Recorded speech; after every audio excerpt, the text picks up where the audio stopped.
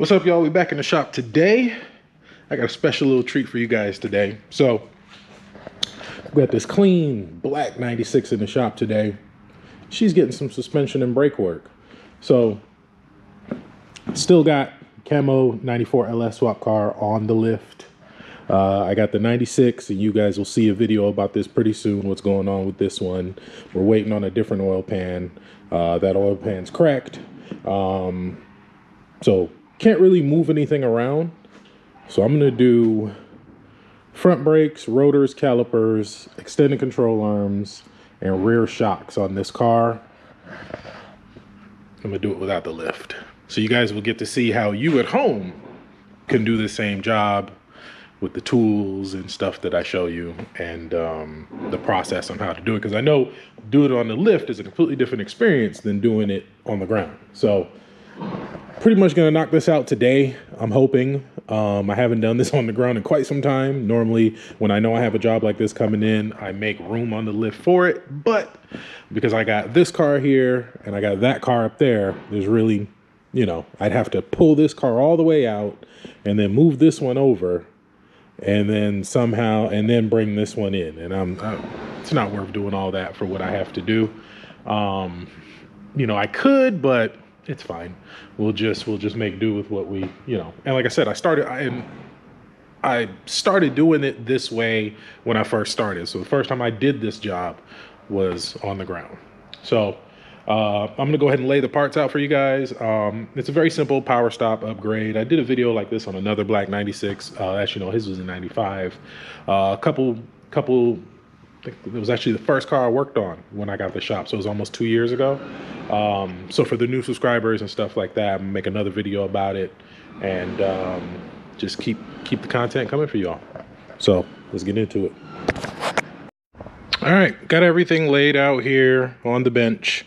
So this power stop kit comes as one kit. It comes with calipers, pads, rotors, all together. There's another kit that's just rotors and pads.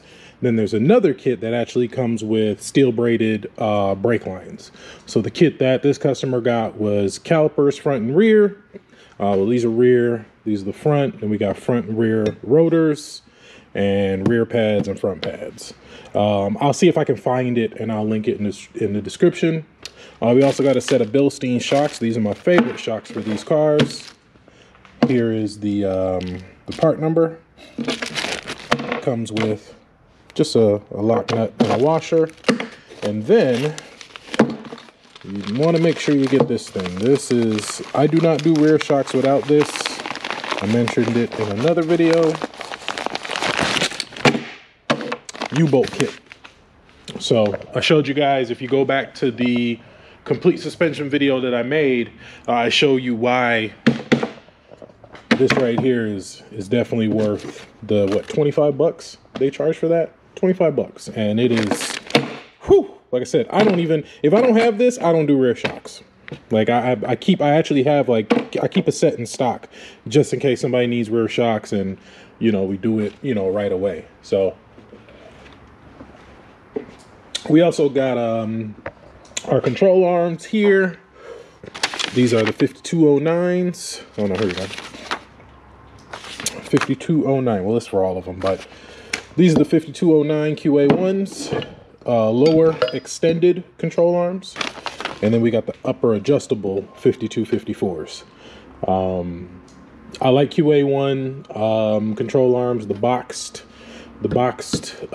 control arm just looks a lot nicer. It's got the QA1 on there, and then these are really nice and pretty, even though you can't see them.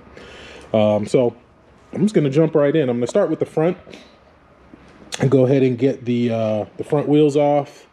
Put the car in the air, get the front wheels off, and then we'll go ahead and knock out the front. The only thing I didn't add, which I am gonna contact the customer and tell them we're gonna do, new wheel bearings and seals. So if you've never done this job before, these front rotors, this type of design, the hub and the bearing is all one with the rotor. So there's an inner bearing that goes in there, and then you got your outer bearing, then you have a seal, and you have to grease all that and put the cotter pin in and all that. So while we got it apart, it'd be a good idea. We don't know the last time these have been changed.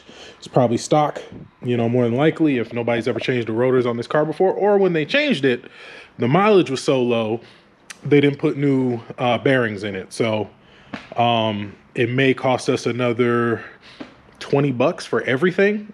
2 inner bearings, 2 outer bearings, and 2 wheel seals. Maybe 20 bucks, if that. Probably more, maybe 30 for all that. But at least we know we got new wheel bearings in the front. And, you know, for the time that he owns this car, moving forward, he's like, all right, when Ray did the front brakes and calipers, all that was new. We put wheel bearings in it. So we'll go ahead and do that as well. So let me make a call so I can get those on the way. As a matter of fact, I'm probably have to go get those now and then do it, because I'm doing this first. So yeah, let me go ahead and get those, and then we'll go ahead and start putting this together.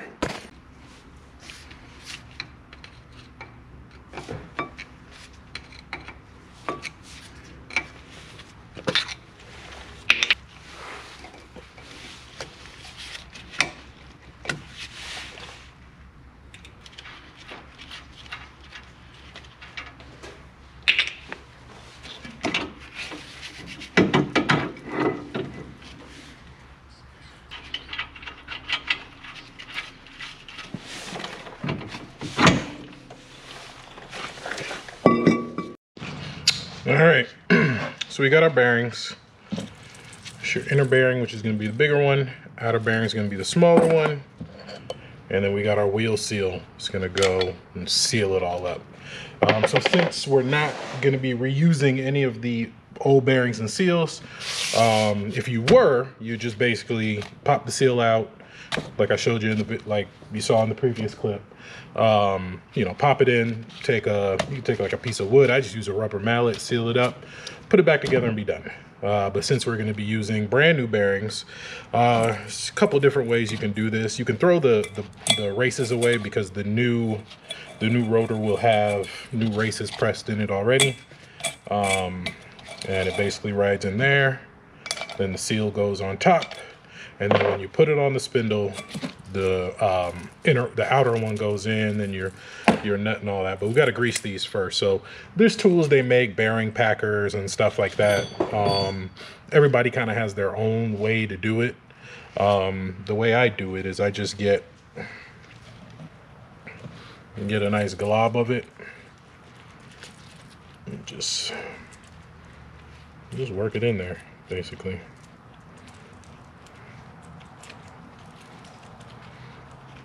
So there's everybody. Here you can hear it.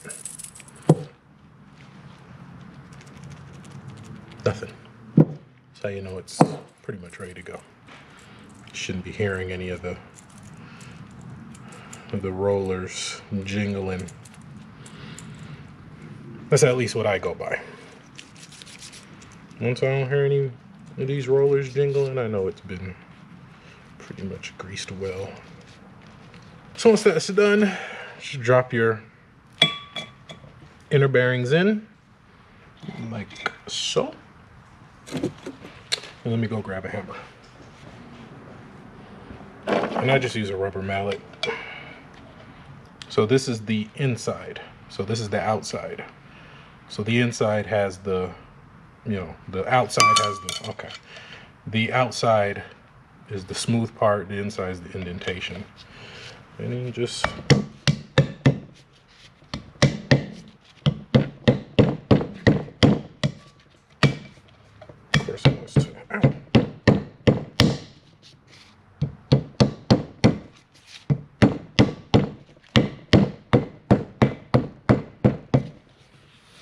good to go. All right, inners and seals are in. So we'll go ahead and get these rotors put on. We'll put the outer bearings in. We'll put the castle nut on. We'll put the cotter pins in. We'll put the cover back on, and the rotors will be done. What I normally do, well, I'll show you in the next clip.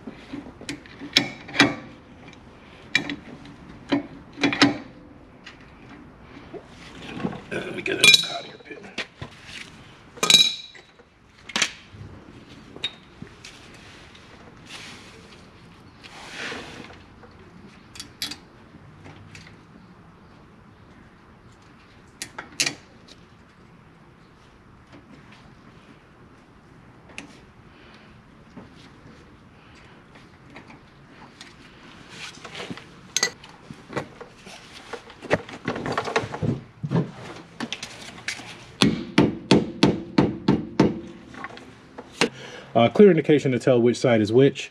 Make sure your bleeder, your brake bleeder, is always pointed up. If it's pointed down, the brakes will never bleed because all the extra air is going to the top. So you want the bleeder on top so the air goes to the top and bleeds out. So if you get a kit that's not marked, or you got some sitting around and you don't know which side is which, just make sure the bleeder's on top. Good thing with Wilwood brakes is they have bleeders on the top and the bottom, so you can go on either side. It's just when it comes time to bleed, you make sure you crack the one on top. That's it. So I'm gonna go ahead and knock out the other side, get the brakes, get the hoses done. I am gonna bleed it because what I'm gonna do is I'm gonna turn the car around and back it in, and so I can do the rear in the shop, not way out there. So I am gonna bleed it. Just because I do have to turn the car around, but not a big deal.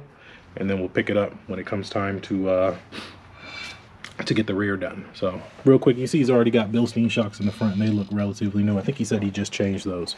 So we'll go ahead and get the other side wrapped up and finished, and we'll pick it up after lunch when it comes time for the rear. All right, we got this thing lifted up in the air, got the wheels off, turned it around. So what I'm getting ready to do now is disassembly. So what I'm gonna do is get the rotors off, get the brakes off, get all that taken apart. Once I get that off, we'll take the springs out, we'll get the shocks out, and then we'll work on the control arm. So that's the order that I go in. You can go in any order you want, but to me that's just the easiest way. So the last thing you do after the control arms will be put the brakes together. So we'll do that reverse. Take the brakes off, get the spring out, get all that situated. So I do the lowers first, then I do the uppers. So a little trick to getting the lowers to line up. Seems pretty simple, but if you don't know, you wouldn't think to do it, is ratchet strap. So what I do, wrap the ratchet strap around the axle, make sure you're not hitting the brake line, so make sure it's on top of that hard line. I hook it here to the frame, back here to the frame, and just crank it. And that helps me pull it back to line these bolts up. Works amazing. I just did it. I do it all the time. And you know, it helps you get it lined up there, and then you're able to put the bolts in. You'll just need to articulate this up and down, you know, in order to get it to line up perfectly. But at least that'll help you get you in the ballpark where you can at least get the bolt in. So that's a little tip for you guys doing this on the ground. This is like a $10 ratchet strap. I don't know where I got it from, but that's it. And then the uppers will be just fine. The uppers are a little bit easier because the extension length is set by the lower. So this is an extended lower control arm, and then when you get the uppers in, you can just adjust them to reach the mounts at the top. So I'm gonna go ahead and knock out the uppers, and then we'll get these shocks in, get the brakes in, and we'll get this thing done. So it's been a while since I've done this on the ground, but you know, I'm not afraid to get dirty, you know. Oh crap, springs are on the way. She is all done, all wrapped up. I already put the wheel on the other side, but we got the new shock in, brakes are in, they're bled, springs are back in, lower and upper control arms in, good to go. So we're going to be mounting up the Culture Classic wheels on this 24s. The customer, when he came, he actually drove the car to me, so he didn't have space in the car to put the wheels. So I'll pick this up when we drop the car off and we mount up the new wheels. All right, well, we got my man mounted up. Had to wait for him to bring me the wheels. It's Saturday, it's like days later. So I appreciate him bringing the wheels out. We got it mounted up because I'm getting this for y'all. I'm getting this for y'all. For me, the car been done. It's just been sitting here.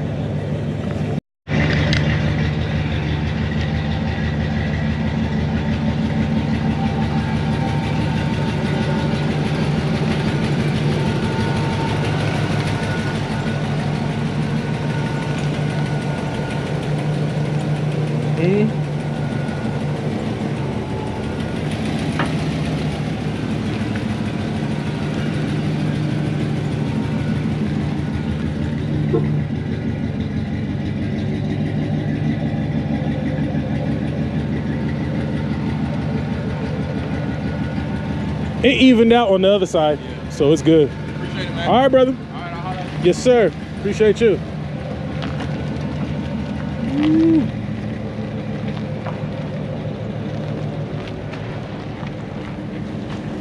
All right, so that's it for this one.